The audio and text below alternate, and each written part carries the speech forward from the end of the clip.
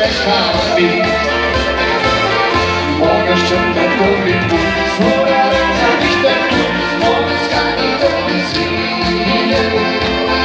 Ich will sie nicht verstehen, dass ich jetzt rumstehen sollte.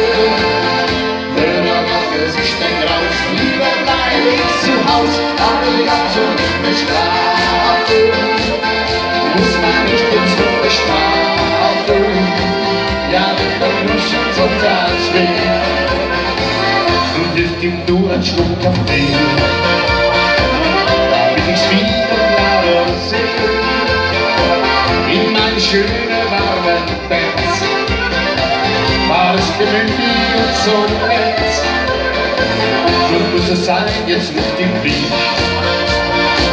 Wer aufstehen hat, der tu ich's nicht. Ich trinke meine Tasse leer. Ein Morgen fällt es schwer. Morgen stimmt der König, so der Reise der Mund. Morgens kann ich doch nicht sehen. Ich will sie nicht verstehen, dass ich jetzt schon aufstehen sollte. Ja, da rauchen sich dein Haus, lieber dein zum Haus, damit dann soll ich nicht schlafen.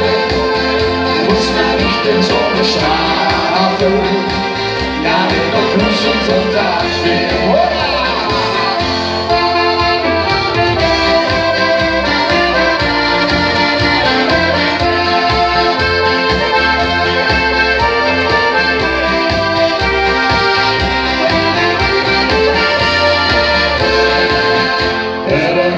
Steig aus, lieber bleib ich zu Haus, damit dann soll ich nicht schlafen. Muss man nicht den Sohn bestrafen, ja, wenn noch Gruß und Sonntag